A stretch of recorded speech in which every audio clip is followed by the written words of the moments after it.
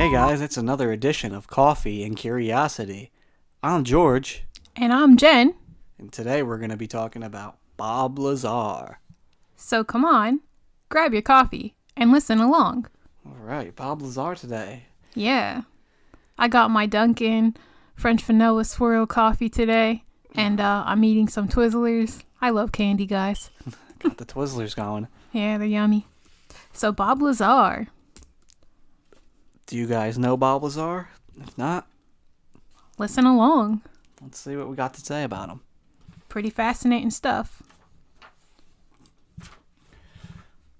So let's see. We first started learning about him from an interview he did a little over a year ago on the Joe Rogan podcast. And seemed like his story was pretty interesting, right? Yeah, it's fascinating to me. Worked at this site called S4. It's near Area 51, and he says he worked on alien spacecraft. Yeah, that's pretty unique, actually. I actually haven't heard, I didn't hear about Bob Lazar at all until we watched that interview with him. I know he was a whistleblower who came out in the 80s, and a lot of people have heard about him previously, but not me. And while I was watching the interview, I thought Bob seemed really believable, even though the stuff he was talking about was rather unbelievable. He seemed actually like not like a kook like I would expect to someone to be seeming or talking when he's talking about the kind of stuff he was talking about, but he didn't seem like a nut or anything. He actually seemed like really charismatic, and like he downplayed things. And yeah, I think he seemed really believable, which was kind of odd watching it, but I definitely seemed believable to me. Yeah, he seemed like a very genuine guy. Like, you don't think he would be lying. He wasn't saying ridiculous stuff. Well, he was saying ridiculous stuff, but not the extra crazy stuff that comes along with a lot of these characters. Yeah, he was saying like ridiculous stuff, but he was believable while saying this ridiculous stuff, which I'm sure has to strike a lot of people as odd. And yeah, he wasn't saying like the crazy stories you hear, like these really insane alien lovers talking about, like they're talking to them and stuff like that. So yeah, he was believable. Yeah, so we watched that interview together. I already seen it before, but we watched it together so you could see it. And then we turned on Netflix and watched his documentary that was created by Jeremy Corbell. Oh yeah, he has a unique sense of art going on there. It was a little confusing in the beginning, but it was pretty good all in all. Yeah, it was alright. It was pretty good, but the beginning was a little weird where it was all dark and he was looking all stressed out. Seemed like he was trying to be creative or artsy, and it just came off as a little bit weird or strange. Yeah, to me, it definitely came off as very, like, trying too hard to be a little too, like, artistic or different, like, outside the box. It seemed like he was trying really hard.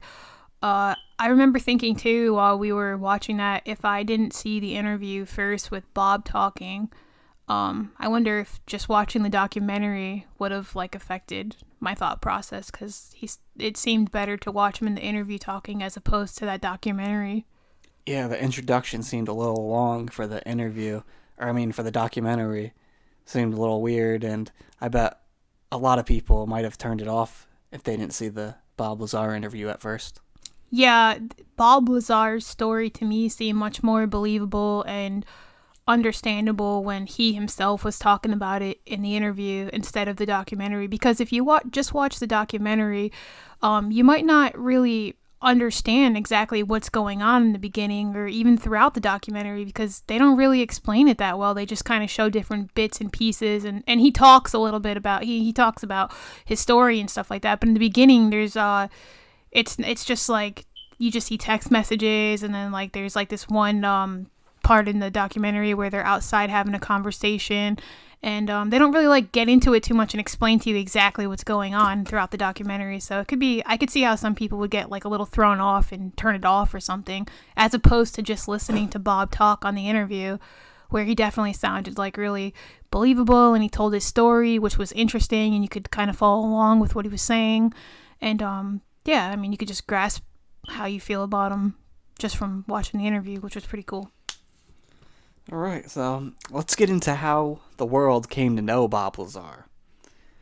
It was 1989. He does an interview with this Las Vegas news reporter. You know the name. George Knapp. And he Yep. wanted to stay anonymous, so his name in the interview was Dennis. Yeah, he went by Dennis, and his face was darkened. Yeah, they darkened him out, although it was still his original voice, which I thought was kind of odd. So in this interview, he goes to claim that he was working on alien spacecraft at this base, at the secret base called S4. He was working on one craft out of 9 that they had at the facility. And he said he was coming forward because he thought the public should know about this and this shouldn't be kept a secret. As well as insurance for himself, because he said the place he was working at, they were starting to act kind of weird, so he wanted to have some kind of insurance, and he got worried about like if they were gonna do something bad or harm him too, so he wanted to come out on tape to have that as an insurance policy. Yeah. So, just imagine if you're there in 1989 watching this news clip. What do you think you would be thinking? I'm sure people were probably like scared, and they probably thought he was nuts and crazy at first, but I think maybe after watching him, some people probably were just petrified and scared. And plus, he was referring to like Area 51. Wasn't there like already so much like controversy over what goes on out there in the desert, this unknown? I think he brought the controversy. I think Area 51 got a lot more popular with him. Yeah, you're right, actually, it did. But I'm sure people surrounding there were probably wondering kind of what goes on there. But yeah, Bob Lazar kind of put Area 51 on the map for a lot of people. Yeah, I'm sure a lot of people watching the news, some of them were probably like, oh, this guy's nuts. And some of them were probably like, wow, this is crazy that the government's actually working on this stuff and has this kind of information that we don't know about. Yeah, I think the majority of people probably thought he was like just nuts or just wanted to come out or just some guy who wanted to say random things or whatever. But I'm sure some of the people who actually believed that some of this stuff was going on and stuff believed him. So, he faced a lot of backlash too for coming out. Yeah. And well, not at that point because he just went under the name Dennis. But then about 6 months later, he comes back. But this time his face is no longer hidden. And he goes by the name that we know today, Bob Lazar. So he gets a little more in depth. He claims that he was hired to try and reverse engineer the craft, specifically the propulsion system. He claims that this craft ran on a reactor that was fueled by element 115. It was interesting when he was explaining the reactor in the interview we've seen because he said there was like a force field around it. And his lab partner Barry joked with him saying, hey, go ahead, try and touch it, And Bob was basically stunned that he couldn't get his hands near it. Yeah, that seemed really cool when he was talking about that in the interview. He was basically saying like he used like a magnet as an example of kind of like how what the force was like, and how he couldn't get his hands like near it, and he's like it was basically impossible and stuff like that. So that was cool. Yeah, it'd be kind of crazy if you never seen that type of technology before and you go try to touch something and it kind of pushes your hand back like a magnet would. Yeah, you'd be wondering like what the hell's going on here, and like that's insane. But I think he was pretty shocked at what he saw. So then I guess he said that he was fired from this program or let go from the program because they had his phone tapped because the government's tapping these people's phones because they want to know everything about these secret workers they have because it's a highly classified and confidential thing they're working on. They want to make sure that their workers who are working on these projects don't go crazy or kooky if things start to happen in their life, in their personal life. They don't want them to bring that into the work side aspect of their life and go nuts. Yeah, so he said that they found out he was or his wife was having an affair, and they thought that could be a problem or threat. He might go crazy or something, so they decided to let him go after that.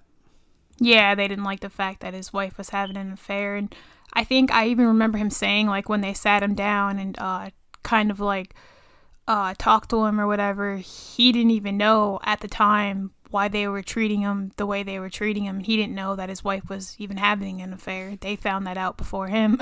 Yeah, they gave him that information, so must not have been a good experience for Bob finding out his wife is having an affair from his workplace. No, that's got to be really like soul crushing and embarrassing, and Not only does he know, but all his employers know. yeah, his employers know. Yeah, that's yeah, they go above and beyond there to really get into your personal life, dig into everything. That's crazy. He must have been stunned. Yeah, so Bob does these interviews. Half the people think he's crazy, half the people think he's telling the truth. He goes on a few interviews, does a couple like think type movie, like documentary type things, one or two, and he's basically trying to get his story out there. And George Knapp, the reporter that we know of, he starts digging into his background and trying to check out if everything checks out. Yeah, George Knapp actually did I think he said like an 8 or 9 month long investigation into Bob Lazar, because at first he thought, he's trying to figure out ways to discredit his information, but the more he researched and looked into Bob Lazar, he found that a lot of what he said was seeming true, and he had some other people come to him and come forward crediting Bob Lazar's story. So he at first didn't believe him, but then he found him to be more and more credible as time went on, and as he researched and dug into Bob Lazar's past. Yeah, and that's what that's what he was saying in the interview too, the Joe Rogan interview. Like that Jeremy guy said, every time he was looking for ways to discredit Bob, thinking this guy's crazy, but he kept finding everything he says checks out. He's like, Bob's just batting 1,000. He just can't miss. Yeah, and Jeremy's the guy who produced the documentary about Bob Lazar. Yeah, Jeremy Corbell. He's on Joe Rogan quite a few times, actually, with all the alien stuff going on. He always seems like he has all the answers sometimes. Yeah, he's a funny character. So how do you think the government chose Bob? Yeah, this is actually an interesting question. I remember throughout watching the documentary and stuff, that they were saying that Bob even knew that the government could have chose any top physicist or whatever to work in that job, in that position, and they happened to chose him, and he wasn't exactly sure why they chose him. And the only thing that him or George Knapp, I recalled remembering hearing him say that maybe the government chose Bob because he was a outside of the box type thinker, and the people who had his position before weren't able to really figure any information new out about the project that they were working on. So they thought maybe the government might have picked maybe the government might have picked Bob because he is an outside of the box thinker, and he could bring a different view to the project they were working on and try to figure things out from his point and looking at it from his aspect. Yeah, he was building those jet-powered cars and everything. He's definitely an outside-the-box kind of character. And he also says that, he said in the interview that maybe they also chose him. There's a lot better people to pick from, but he's also they were more able to easily discredit him. Oh yeah, that's a good point too.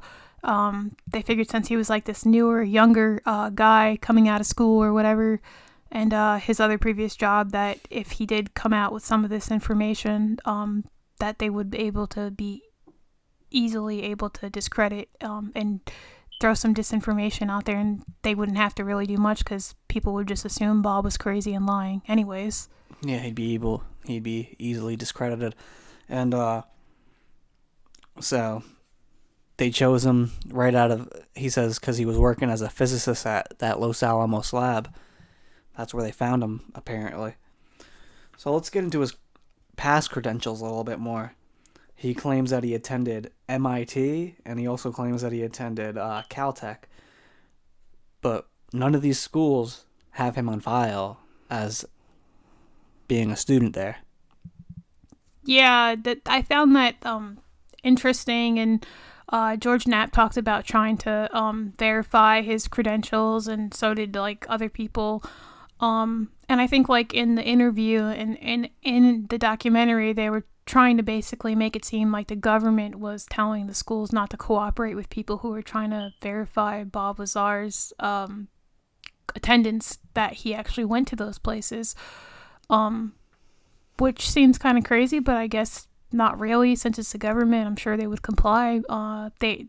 Basically, I think in the documentary, they're trying to make it seem like the government was completely trying to like erase Bob Lazar's past and stuff like that, so no one would be able to verify anything, and he would just sound kind of crazy. Whether or not that's true, I mean, no one's gonna know for sure, but I find it weird that they couldn't verify, like, some way, somehow, no other students would come forward or something, you know? I don't know. There should have been some sort of way to verify that he went to those schools. Yeah, there should be some students that be like, oh, yeah, Bob, I knew him there. Yeah, like, I don't recall exactly who these people were, but I remember George Knapp saying that some people came forward saying that they dropped Bob Lazar off at Caltech, and then they picked him up, so they said if he was acting of going to school there, then he did a good job acting, because they would drop him off there and pick him up when he was at the library. So they know that they dropped him off there, so under their assumption he was attending school there.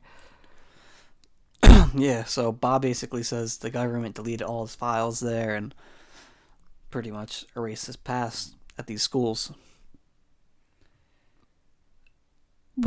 Did he graduate from MIT, or did he just learn stuff and then leave? Because wouldn't he have like a degree from there he'd be able to produce? Yeah, that's a good point. He never really specified that. Yeah, I remember hearing something like, I forget who was saying it. I don't know if it was Jeremy or if it was George Knapp, saying something like Bob was just trying to learn techniques or something like that, which was more important than the actual like education. So I don't know if they were like justifying the fact that maybe he didn't exactly graduate from MIT and he just attended there. I'm not sure. Yeah, I think maybe they were saying something like he was just learning new things there, and maybe the government wanted him to learn these things. I don't know. I don't think that's a really good point. Where's his degree? Yeah, because if he graduated, I would think he'd be able to produce a degree to show people, like from Caltech and from MIT or whatever. And I would think other students and professors or, be like, oh, I remember Bob, or, you know what I mean? Yeah, that's a good point. And he also claims to have worked at this lab, Los Alamos. And they don't have him on file either. Yeah, they actually, when George Knapp called to verify him working there, they denied him and said that they didn't know what he was talking about. What was interesting about that is he actually obtained a book from there with a telephone book. Yeah, a telephone book with the workers' numbers and names in it, and Bob Lazar was in that book, as well as a newspaper clipping that stated that he was a physicist at Los Alamos, and he was on like the cover front page or something like that. Yeah, that was really interesting, that they find this news article of his jet-powered car saying this local physicist at Los Alamos built a jet-powered car, and saying that he worked at Los Alamos as a physicist, like he says.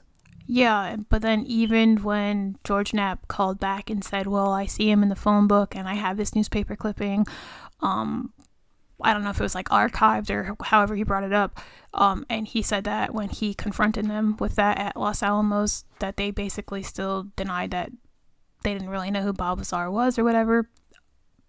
But then also I remember seeing that he walked them through there and was waving hi to people. Oh yeah, he walked them through to prove that he knew where his office was. He pretty much knew his way around the building. Yeah, he showed him like exactly where he worked, and I think it was even like George Knapp saying, yeah, when he walked us through Los Alamos, people were waving at him, he was waving at them, like everything was like kosher, like he knew exactly where he was going, they knew him, he knew them, so I don't know how they could deny him. Back. Yeah, how could they deny that? That's weird. And in the other interview, it was George Knapp and Jeremy Corbell with Joe Rogan. George Knapp said that he went and tried to verify the person who wrote the article, and he said, are you sure you got this information right? And the guy said, yeah, are you kidding me? They would have blackballed me and I wouldn't have had work if if Bob Lazar wasn't actually a physicist that worked at Los Alamos, Yeah. then then he would have been blackballed, and they wouldn't have been happy with him putting that out, because apparently Los Alamos is like a great, like, high level place to work, and they wouldn't want to be misrepresented. So he would have definitely been corrected. Yeah. Thanks for helping me out there. No problem, sir. So, let's go a little bit more onto his time at S4. He said when he was working there, they would take him on a blacked out bus with blacked out windows. And, blacked out windows. And this S4 location was on the side of a mountain. It was inside of a mountain, pretty much. Yeah, and wasn't it like around, they'd go up some road, and it was kind of around, I forgot the name of the lake, but it was like a lake. Papoose. Yeah, Lake Papoose. It was somewhere around that area, Bob said.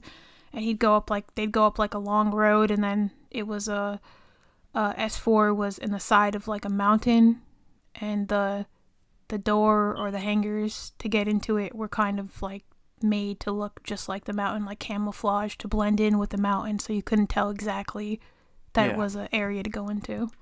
And he starts working with this lab partner, Barry. Barry seems like an interesting guy.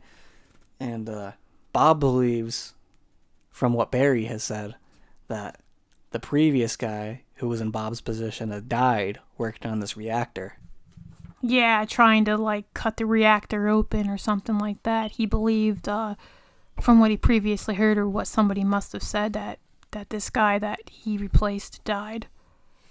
Yeah, it was a bad accident. And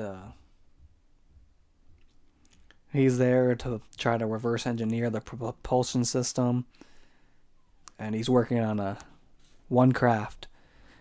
And it's the craft he describes as basically the typical disc-shaped craft that comes to people's minds when you think about these things, these UFOs. Yeah, and I remember him saying that inside it was like all I think like said it was like a steel gray color or something, and there wasn't like many like different buttons or anything like that. And there were like small seats inside, almost like for a child size. Yeah, there was no controls, there was just seats and maybe a screen. Yeah, and like three he explained it like three like sort of armrest looking things, but they weren't armrests, like in between the seats or something like that. Yeah, so he's got these small seats that a human wouldn't fit in unless you're a child. And then I remember something about, like, he was saying something about the archway.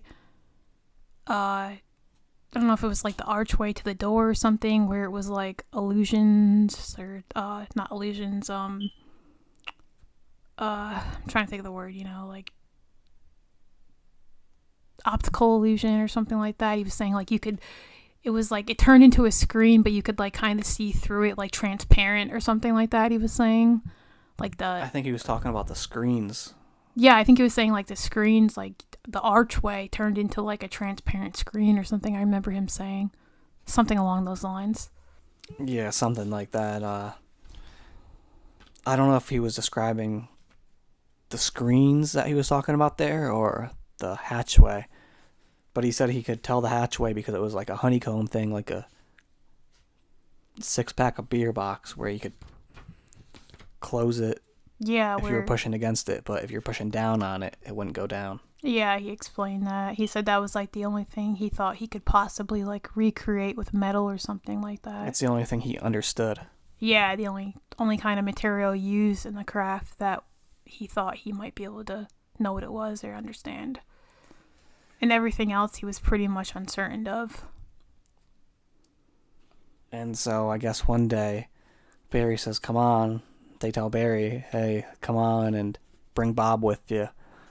And we're going to practice flying the UFO. Yeah, they do a little test drill with it, and they don't get far off the ground or anything. He says it's a soft run or something like that.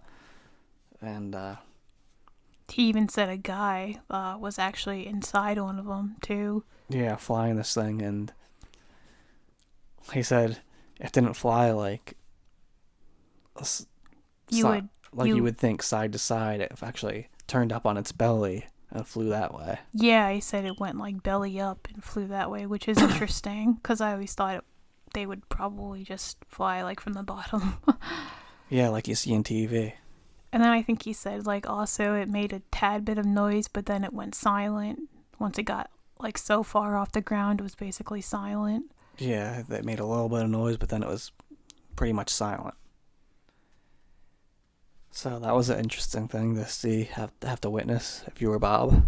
Yeah, I could only, imagine what he was thinking as he's seeing a UFO flying in front of his eyes. Like, that's like the legit real thing. Like, wow. And this was back in like the 80s. Yeah. And everything that they kept saying about these UFOs that were there was how advanced the technology was. Yeah, it was stuff that we can't even comprehend pretty much. Yeah, like light years away from what we have, so that's crazy. And another interesting thing I remember Bob saying on the interview that we watched was that these crafts were possibly an archaeological dig. Oh yeah, he said it was hinted that they found his craft from an archaeological dig, and that would be pretty crazy that if there's crafts underground out there. Well, that just made me think, like, how insane is that if they found that by I don't know how they would find that in an archaeological dig, but that they did, and only imagine how long that was underground and already how advanced that technology is. That's just fascinating. Could have been there for thousands of years. Yeah, we never know. How advanced? Millions. How advanced are these aliens? And it makes you wonder too. Like, and Bob said he even had no idea, and they don't obviously tell him everything because they don't want him to know everything. But I wonder how they did come across these UFOs.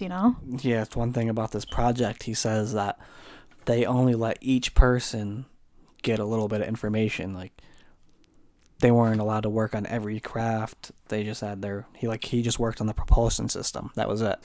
Yeah, and when he first got hired, he mentioned how they gave him a bunch of paperwork and he was able to read short little paragraphs or a little brief section on what each team was working on other crafts, but didn't give him like total information and tell him everything. Didn't tell him like what they learned, what they didn't learn. Just kind of told him what they were working on, just so like they would have some general idea in case it ever had to do with anything that they might be working on. But he wasn't able to like work on the other ones or talk to the other people about what they were doing. And I remember him also saying that he as one day he was there, I think he said he was walking by or something, and the other hangar doors were up, and he was able to look over and see that there were like 8 other crafts there, and they were all different shapes, so they weren't all the same shape. Yeah, he's seen it for like just walking through. It's the first time they ever had all the doors open. They seen all the other crafts. That's how he knew there was 9 total. Yeah, that must have been pretty cool to see like all the different shape crafts.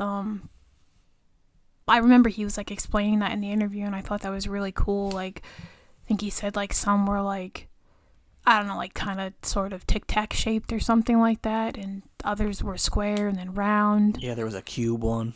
Yeah, how cool was that? That must have been so cool. And another thing he said in the 80s news interview, the 89 news interview, is that he thought he walked by and just for a brief second he looked through the window and he seen these 2 guys talking to some little thing in a chair. With long arms, he said. Yeah, some little being with long arms, but he didn't want to say for sure if he thought they were talking to an alien. Yeah, he kind of downplayed it, and he said, well, I was looking somewhere I wasn't supposed to have been looking in, and I only looked in for a few seconds. And then he said that he saw the 2 men talking to this little thing, but then he said it might have been a doll, and they were just trying to like get the proportions of the small chairs that were in the crafts. In the Joe Rogan interview, he said he doesn't believe, or was it in the documentary or the interview, that he said he doesn't believe that he's seen the alien. He thinks it was just a doll sitting there. I think it might have been in the documentary. All right. But yeah, so I guess he doesn't believe he's seen an alien. It was just probably a doll, and they were just seeing what fit in the chair. Yeah, that's pretty interesting. But then again, you never know. It could have been something else, Not sure. He said it had long arms, so that was kind of weird. Yeah, so. Must have been pretty cool to see them fly that, though, and the guy inside of it must have been like, what the hell? Like, that must have been out of this world. Yeah, that would be crazy to see.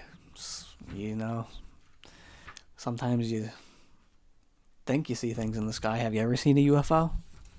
I personally haven't had any experience with seeing one. I wish I have, but I haven't. I know many people have, though. Yeah, it's crazy. I think I seen one time, but I'm not completely sure, and my memory's kind of foggy on this issue. That'd be pretty cool if you did, though. You never know. I mean, there's plenty of cases that people have reported that they've seen them. So Yeah, when I seen it, I was running in the morning, and it was just a disc-shaped thing, but it wasn't flat, so it was kind of belly up, but it was just sitting there, just not even moving, and I couldn't believe what the hell I was seeing. I didn't even know what it was, and I was going to take a picture of it, but I went around the corner, and I'm like, all right, I gotta take a picture of it now. But when I went back, it was gone, and maybe I was just seeing things, you don't know. oh, that's really cool. I wish I had an experience like that. Another thing is I remember, like, from this is that basically how, like, Bob Lazar was saying that how fast these crafts are, and like how they can go from like side to side and then like immediately like get to where they need to be, and like they're wicked fast, and something having to do with that element that like he said he found 115. 115, yeah. Which back in the 80s when he first mentioned that, a lot of people were like discrediting Well, him. it didn't really exist yet. They weren't able to prove it yet, but now is like 2013 or 14. Yeah, They were able to prove that it exists. And they put it on the periodic table, right? Yeah, something. I think it was like 2013. And that made him more credible, because he said it was out back in the 80s, but people denied it. But then they actually did end up putting it out on the periodic table, I believe. Yeah, well, some people will say that's bullcrap because they knew about it, they just couldn't prove it yet. So he's not the one who came up with it, because it was in other articles saying that it might exist. And some people say, oh, maybe he just read those articles before. Yeah, I remember seeing that that thing with the other articles stating that. So I guess we'll never know on that, but that was interesting. And I remember how like Bob saying basically like if that's out there, then everything we know of can be not right and can be changed in ways like where it makes the impossible now possible. Yeah, if we're able to make gravity, he was saying we can make the impossible possible. Yeah, it's pretty cool when you think about it. Yeah, if we were able to just recreate gravity. And how the government wants to be able to do that, to have like force protectors against their vehicles and stuff. They want that technology to help protect them in wars. Yeah, that if you could recreate gravity, you could do the impossible. And he also mentioned like how it could affect time and stuff like that too. Like you could affect warp time. Yeah, affect time with that, warp time and everything. So basically all the impossible now becomes possible, and that's like some crazy shit to think about. Yeah. If this all really happened, it's pretty interesting. Yeah, I mean, I couldn't imagine. And he was like in his 20s when he worked there too, he said. So I mean, just imagine how like awestruck he must have felt, you know. He said he was just happy to be included on being able to work on technology that advanced. Yeah, that's pretty crazy if he really did see all this.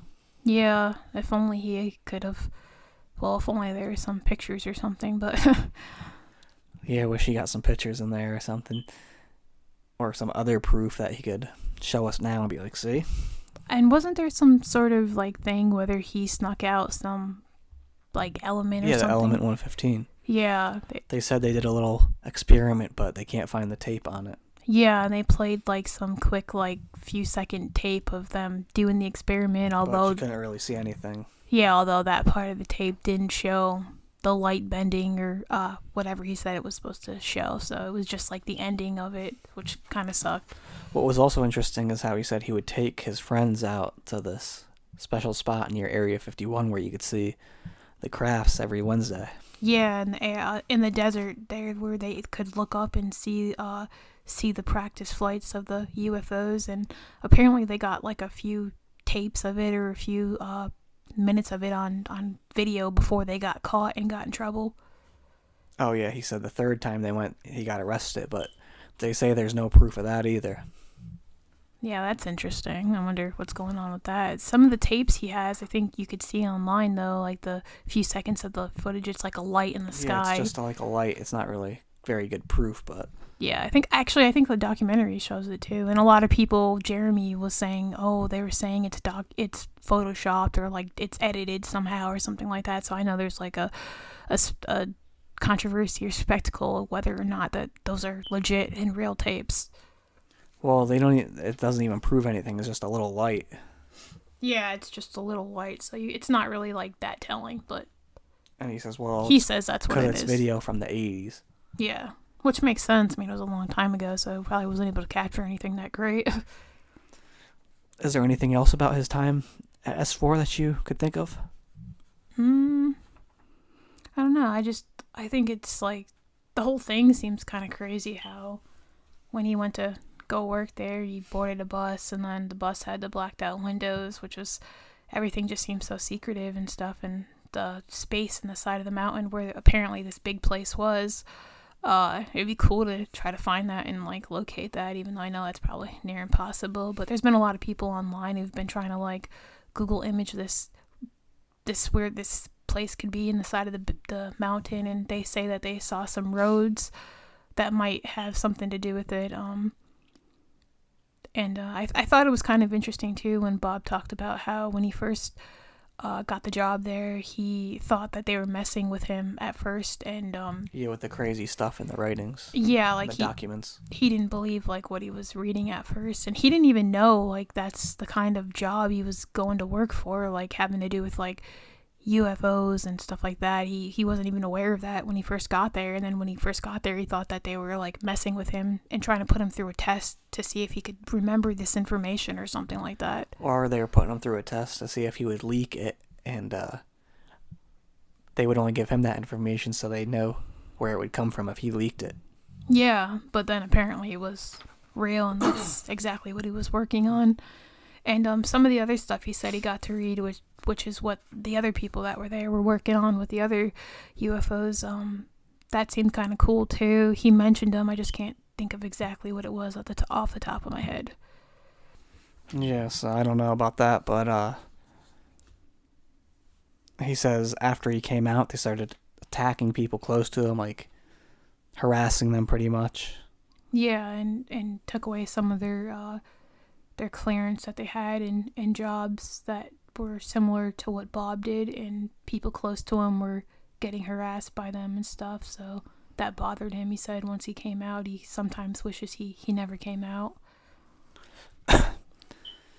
Yeah, and I guess a lot of people close to him, he tells a story to, and they believe him, and they back up his claims. Yeah, a lot of people, his close friends and stuff, say that he's known for like telling the truth, and he doesn't really have any reason to lie. Even though we seen that like video, which kind of brought up some interesting things about Bob, which could make you look at him a little sideways, but I still believe his story.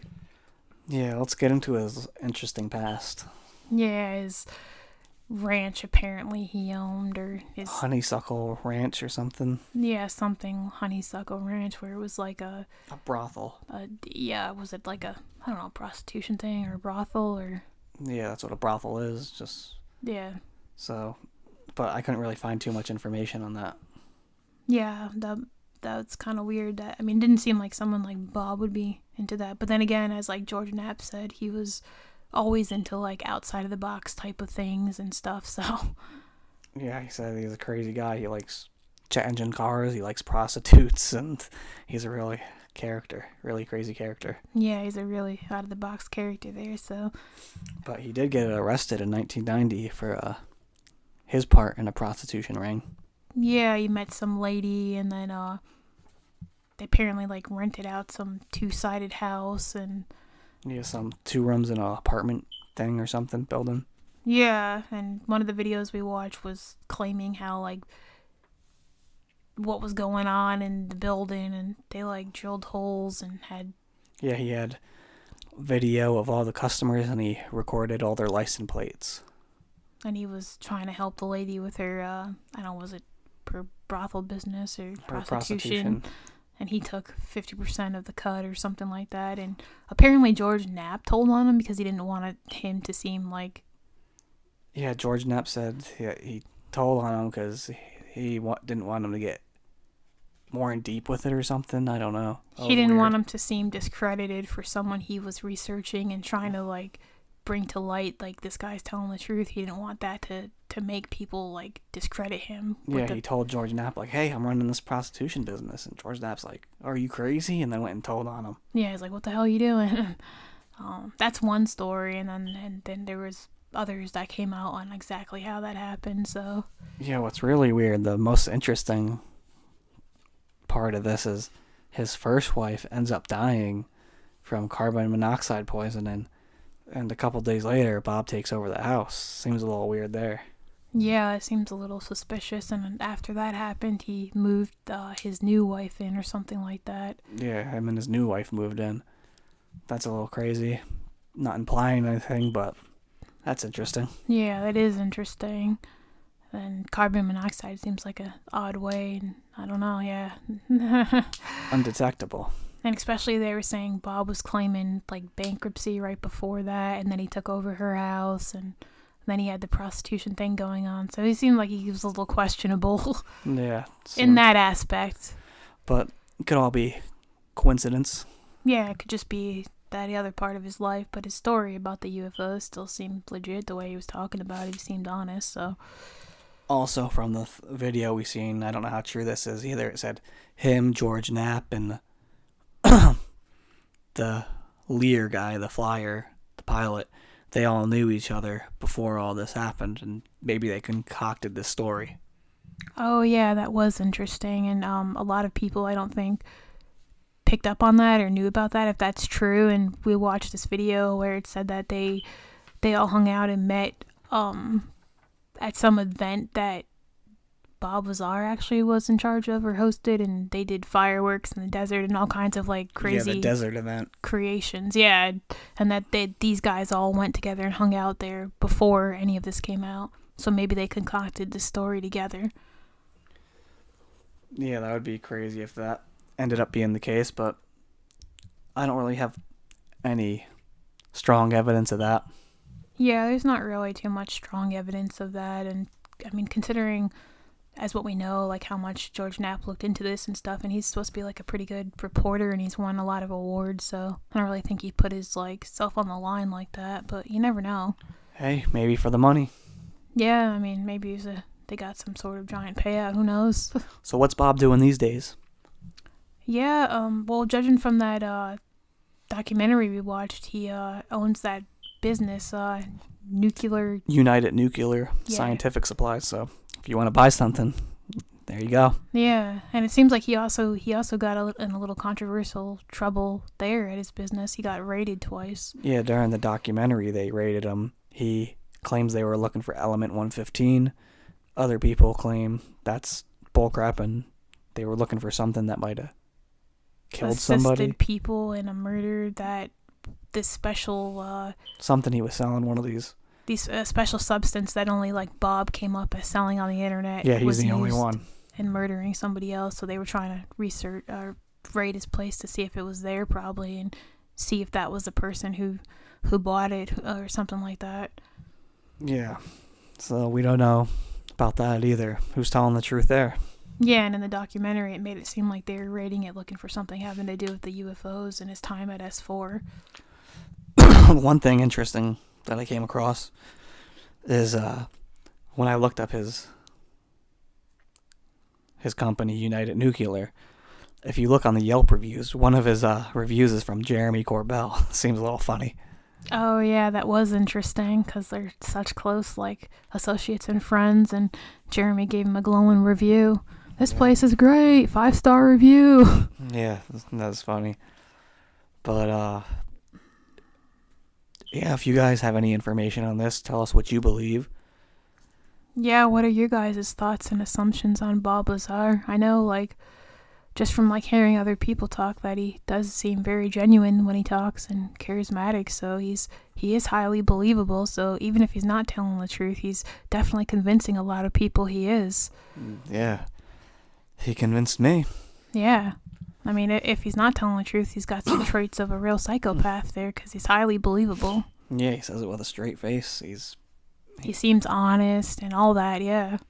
And he even took 3 lie detector tests and 4. yeah, from George Knapp wanted him to do it, and he passed all of them. So the guy's got it going on if he is lying. But I believe him. I think he's telling the truth. Yeah, it's an interesting case. I just want to see where this goes into the future.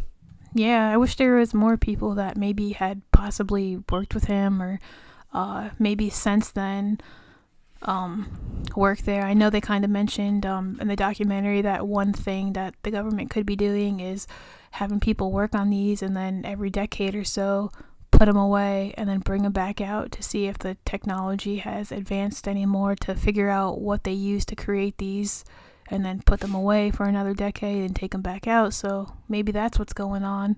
Yeah, they said something about that. Like they put this stuff away every 10 years and come back 10 years later to see if any of our technology caught up. Yeah, because we're just not, especially when he was working on it back in like the 80s, we just weren't, there wasn't anything advanced enough to compare it to. So I don't even think now they'd be able to really figure too much out. No, definitely not. But yeah, if you guys have anything, any inside information or any other stories relating to this or pertaining to this topic, let us know and share. Yeah, you could email us at coffeecuriosity.pod@gmail.com or follow us on Twitter at Curious Coffee PC. Alright, so I think this is going to wrap the Bob Lazar episode up. Yeah, definitely a fascinating story here and some great information on some UFOs, guys. Let us know what you think. Yeah, we'll get into more UFO topics, alien topics. I think the next thing we might be working on is the Joe Exotic case and Carol Baskins. Yeah, and boy, are those characters. They seem like they may be alien. For sure, you never know. Alright. Thanks Over for and watching, out. listening. Bye, guys.